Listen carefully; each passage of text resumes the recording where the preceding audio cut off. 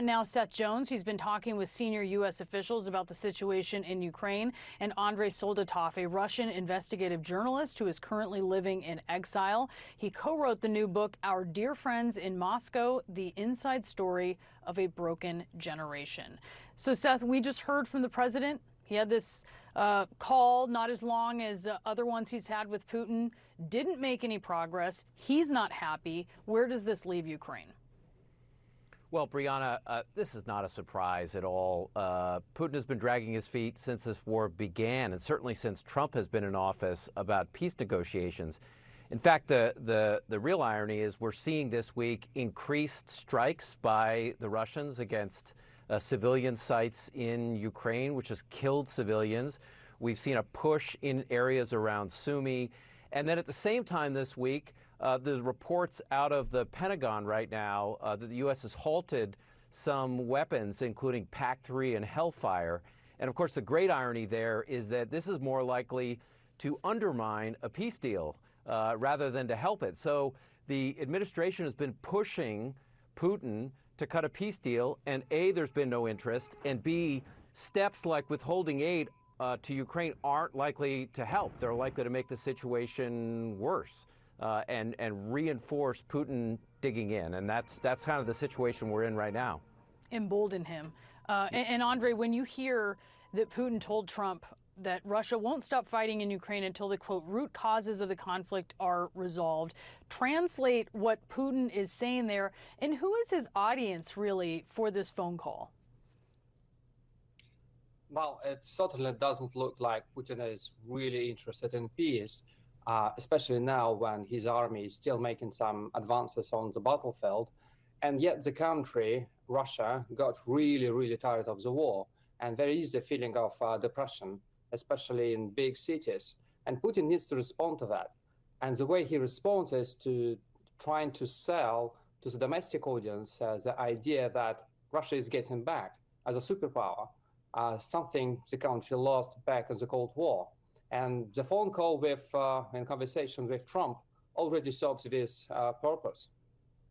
Seth, one thing not mentioned on this call was the critical weapons like air defense missiles that Trump abruptly stopped supplying Ukraine. You mentioned that. Trump was actually just asked about that. Let's listen to what he said.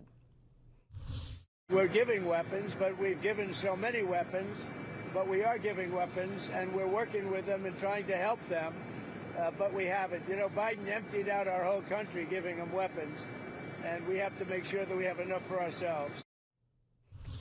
So initially he denies it, but then ultimately he signals the U.S., yes, is actually withholding weapons, and this is coming amid this Russian onslaught. What does suspending the weapons assistance mean to Ukraine's actual ability to fight? Well, it certainly doesn't help. It doesn't help when there are incoming Russian ballistic and cruise missiles and incoming drones, Brianna. It also doesn't help when the Ukrainians need to fire a range of munitions at Russian positions. But there's this line that we're hearing from some administration officials that the U.S. can't provide aid to Ukraine because it needs them in the Indo-Pacific with China or potentially in the Middle East with Israel. And the reality is that the U.S. industrial base right now is struggling. That's a Pentagon problem in part because the defense budget that the administration just pushed in has the U.S. budget at less than 3% of GDP, which is lower than at any point in the war right now. So the problem is not this back and forth between Europe and the Indo-Pacific. The problem is an industrial base one which the administration does not look like it wants to tackle right now. And there's this sort of false narrative, I think, Brianna, that the U.S. can somehow choose between countering the Russians and focus on the Chinese, when in fact those two actors actually are close allies. Andrei, Putin reportedly pitched a cultural exchange and joint ventures in energy and space exploration, ideas that Trump was open to, according to the Kremlin. Trump wasn't rushing, obviously, or the White House wasn't rushing to put a read out of this. When we got it, it was finally from the president. How should Trump read this when Putin is saying this kind of stuff? Is Putin just wasting Trump's time? Not exactly, because the main audience for this kind of messaging is the Russian audience. We all remember from the Cold War that is exactly the language we heard back then. That was the time when Russia was a superpower, and that was the Soviet Union, and we had all kinds of cultural exchanges and programs with the United States, and the country was respected and mattered.